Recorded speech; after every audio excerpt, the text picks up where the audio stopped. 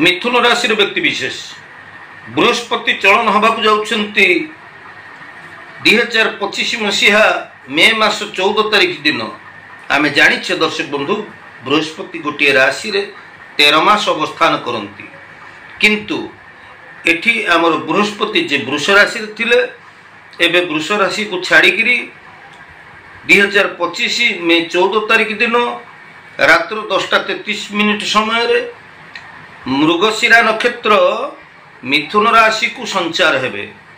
ये मिथुन राशि रे बृहस्पति रहिबे 2025 अक्टोबर 18 तारिख पर्यंत।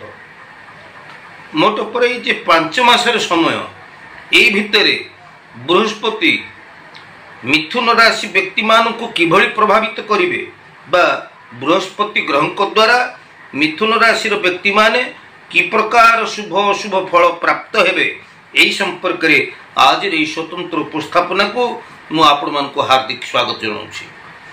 दर्शक बंधु ज्योतिष वास्तु एवं धर्म विषय को मोर एई ऐतिहासिक चैनल रे दिया जाउथिबा जो सब तथ्य जदि आपन को भलो लागुछि नुआ करी देखुतिले निश्चित भाव रे आपण माने सब्सक्राइब टी करिवे मते उत्साहित करिवा हेबे। तेबे आसंतु जानिबा मिथुन राशि व्यक्ति मान को पाई बृहस्पति की प्रकार फल प्रदान करने को जाउछंती। दर्शक बंधु आम जानिचे जे आमर शास्त्र कहे जन्म राशि सुराचार्य राम राजा बनंगता तृतीय च बलिर्बद्ध चतुर्थे विंशलोचन द्वादशे सगर राजा दशमे मधुकैटभ अष्टमे कुरु राजा च षष्ठे कर्ण निपातिता। पुणी मध्य आमर ज्योतिष शास्त्र कहे जीवे द्वितीय धन धान्य भोगी सुतार्थ लाभ नवपंचकेशु जामित्र संस्थे विपुलांच लक्ष्मीश्चैकादेशे सर्वशुभं फलं ददात्। यार माने होची जे बृहस्पति ग्रह जदि आपणकर द्वितीय भाव थांती बृहस्पति ग्रह जदि पंचम नवम एकादश आदि भाव रे अवस्थान करुथांती ताहले यह अत्यंत शुभ फलदायक होइथांती। एतत् भिन्न अन्य भाव गुड़िक बृहस्पति शुभ फल प्रदान करि पारंती नहीं, जेमिति कि तृतीय भाव चतुर्थ भाव षष्ठ अष्टम द्वादश ये सब भाव गुड़िक बृहस्पति आमको शुभ फल प्रदान करि पारंती नाही। तेबे मिथुन राशि आपणकर राशि रे निज राशि रे बृहस्पति चलन हवा जाउछंती 2025 मे 24 तारिख दिन। तेणु यही परिप्रेक्षी रे आमे जानुचे जे आमर बृहस्पति द्वादश रे थिले एबे आम जन्म राशि को निज राशि को आसुचंती। ए जे मोट पर देखियो गले जे 5 मासर समय अवधि ये आमर जन्म राशि रे रहिकरी ये हमको कि प्रकार शुभ शुभ शुभ फल प्रदान करिवे आसंतु जानिबा। देखंतु प्रिय मिथुन राशि व्यक्ति विशेष जन्म राशि रे जेतेबेले बृहस्पति संचार होंती सेतेबेले आमर साधारणतः आकस्मिक अर्थ व्यय हबार बा आमर खर्चर मात्रा बढ़ी जिबार संभावना अधिक थाए। तेणु एथिपाई आमको टिके सतर्क हवा पड़िबो। ये 5 मास पाई अर्थात अक्टोबर 25 अक्टोबर 18 तारिख पर्यंत आपण को आकस्मिक धन व्यय बा अर्थ व्यय पाई आपण को सचेतन रहिया पड़िबो। एही समय भितर आपण उपयुक्त निष्पत्ति ठीक भाव में नहीं न पारुथिबा हेतु आपण भूल निष्पत्ति नहीं जाउथिबा हेतु आपणकर कार्य समस्यार सम्मुखीन हो पारती। तेणु एठी बुद्धिमतार उपयोग करी आमको ठीक भाव में निष्पत्ति नबाक पड़िबो। कारण यह मन भितर अंतर्द्वंद सृष्टि करेबे। बृहस्पति ग्रहंकर प्रभाव रे आमे उपयुक्त समय रे उपयुक्त ठीक निष्पत्ति न नहीं पारुथिबा हेतु आम आगु जाई समस्या रे पड़िबा। तेणु एथिपई आम सचेतन बा सतर्क रहिबार आवश्यकता रही। जेहेतु जन्म राशि रे आपणकर बृहस्पति चलन होउचंती चलिबे।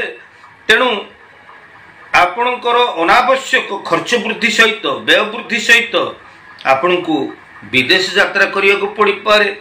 आपण को गोटे जगार आउ गोटे जगह को आपण भ्रमणशील अवस्था रही पारंती एवं परिवार कुटुंब रे आपणकर जो रही माहौल परिवार कुटुंब रे आपणकर समस्तंकर सहयोग समन्वय समस्त सहित रक्षा करी आपन को बुझामणा रक्षा करी चलिया पड़ो।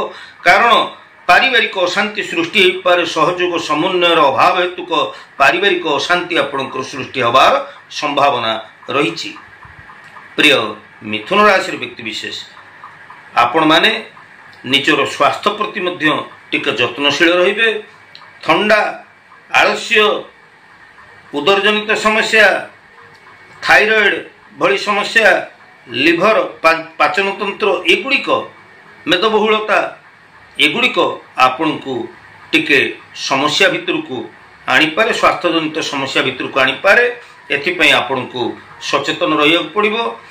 तेबे प्रतिकार स्वरूप आपण प्रत्येक गुरुवार रे गाधुआ पानी रे टिके हळदी मिसेई आपण स्नान करंतु एवं गुरुवार दिन आपण हळदी पानी रे स्नान करी भगवान विष्णु को जगन्नाथ हूँ श्रीराम हूँ लक्ष्मी नारायण हूँ लक्ष्मी नृसिंह हूँ भगवान विष्णु को आपण दर्शन करंतु। जदि पारुचंती किछि हळदिया फूल लडू प्रसाद लगे वृद्ध असहाय लोकों को से प्रसाद टिके वितरण कर दियंतु। एठी मु एक कथा कहबाकू चाहिबी जे महाभारत दान धर्म पर्व रे कहा जाईछि केवल ग्रह नक्षत्र न करति शुभाशुभम सर्वमात्मा कृतकर्म ग्रहवाद लोकायति। जे आमे बृहस्पति ग्रह आमर खराब अच्छी गोचर मत आमको खराब फल दबाक जाउछंती ठीक अच्छी।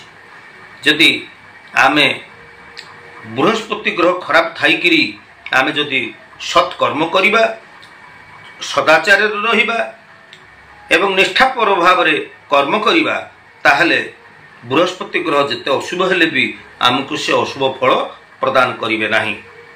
बृहस्पति ग्रह शुभ थाइकिरी जदि आमे कर्म ठीक रखिबानी कर्म को नेइकरी तो आमर ग्रह आमको फल प्रदान करंती। तेणु आमे जदि कर्म खराब करिबा ताले बृहस्पति जेते भल थाइकिरी भी आमे बृहस्पति ग्रह ठारू शुभ फल केमिति आशा करिबा। दर्शक बंधु मैं आशा करुच्ची आजिर ई जे बृहस्पति चलन संपर्क जो तथ्य मुझे आपन को प्रदान कली निश्चित भाव में यह आपण मान पई उपादेय हो पारिथिबो। जदि मोर वीडियो आपण मान पई उपादेय हो पारुछि बोली आपण मने करूछंती ज्योतिष वास्तु एवं धर्म विषयक मोर ई ऐतिहासिक चैनल को जदि नुआ करी देखुछंती निश्चित भाव में सब्सक्राइब करिवे लाइक करिवे एवं आपनकर प्रिय परिजन मान पई मोर वीडियो को आपण माने बहुल परिमाण शेयर मध्य करिवे। आज तो समय ही जे दर्शक बंधु आमे पुणी परवर्ती अध्याय देखा से पर्यंत विदाय नउछि। जय जगन्नाथ।